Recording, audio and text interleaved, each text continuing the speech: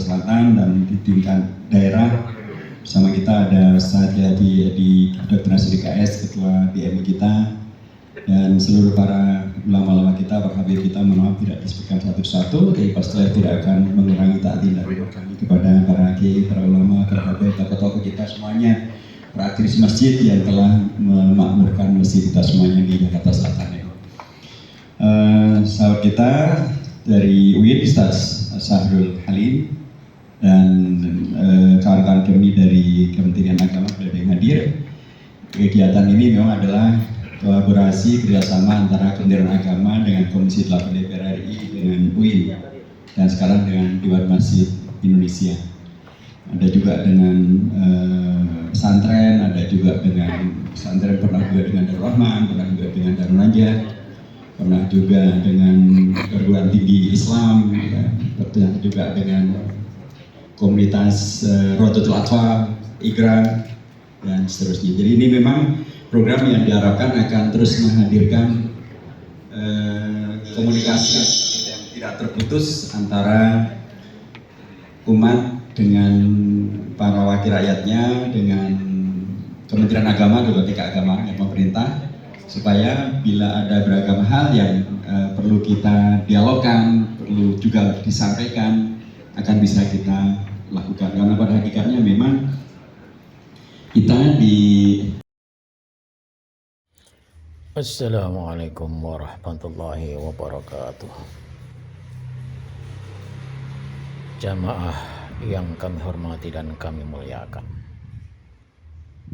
tanggal 13 November 2025, Dewan Masjid Indonesia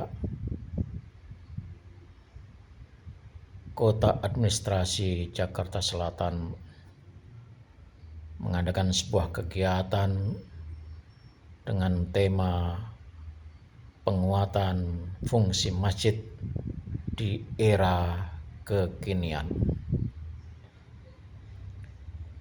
Berangkat dari persoalan-persoalan yang dihadapi umat, maka pengurus Dewan Masjid Indonesia Jakarta Selatan mengambil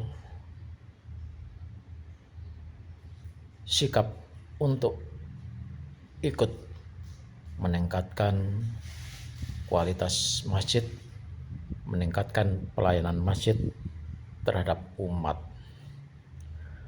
Pada dasarnya Islam itu mengatur, melayani, berkhidmah kepada agama dan kemanusiaan. Kalau agama jelas diatur dalam kaitannya adalah ibadah mahdhah. Kalau masalah kemanusiaan, Islam mengatur dalam kaitannya hablum minan nas. Maka ada hablum minallah dan hablum minan nas. Hablum minallah dalam bentuk ibadah mahdhah, hablum minan nas dalam kegiatan sosial. Sesungguhnya semuanya adalah ibadah. Karena setiap kegiatan muslim yang baik sesuai dengan aturan, tidak melanggar ketentuan, itu adalah ibadah. Dalam pertemuan khusus kali ini, Dewan Masjid Indonesia membincangkan soal bullying, kemudian stunting, kesehatan, dan pelayanan kepada umat.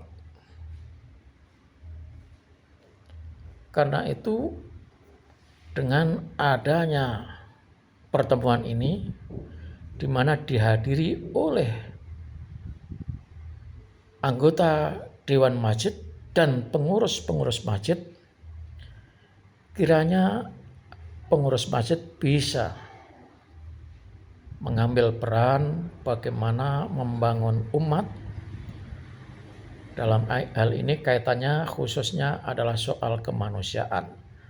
Kalau soal ibadah, kita yakin semua tahu, tetapi memang ada orang-orang tertentu yang tidak memahami tentang fungsi masjid. Ada yang memahami kalau masjid itu hanya tempat ibadah, dan tempat ibadah diprioritaskan hanya untuk orang-orang tua. Sehingga ketika ada anak-anak ikut ibadah, ikut sholat misalnya, sholat fardu atau sholat taraweh, sholat Jumat, lalu anak-anak itu berlari-lari, berteriak-teriak.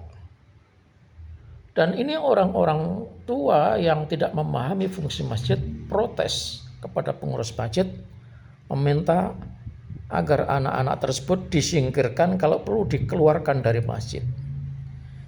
Ini adalah pemahaman yang kurang benar.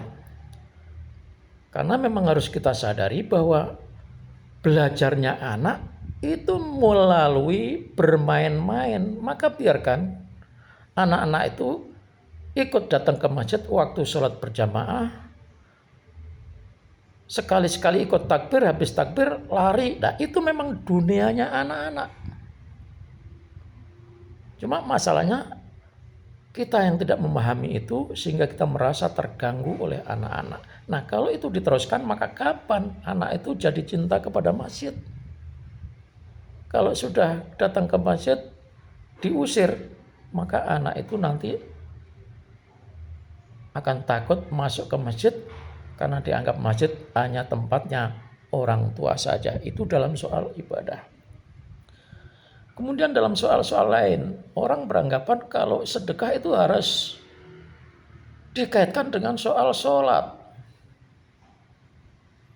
soal ibadah. Tidak. Sedekah itu harus disampaikan untuk kemanusiaan juga, karena agama itu adalah mengatur soal hubungan dengan Allah dan mengatur soal sesama manusia.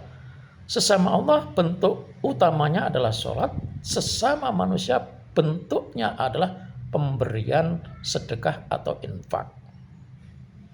Maka masjid dengan memberdayakan kemampuan keuangannya itu bisa disalurkan untuk membantu menangani kenakalan remaja, untuk membantu orang-orang yang sakit, untuk membantu orang yang meninggal dunia tidak punya kemampuan, untuk membantu anak-anak yang tidak bisa sekolah, dan masih banyak lagi. Maka itu insya Allah Masjid Al-Ihsan akan memerankan semua yang bisa diperankan, termasuk kegiatan-kegiatan sosial tadi. Begitulah saudara-saudara sekalian, sedikit sekelumit dari yang dipaparkan dari pertemuan Dewan Masjid Indonesia Jakarta Selatan. Terima kasih. Wassalamualaikum warahmatullahi wabarakatuh.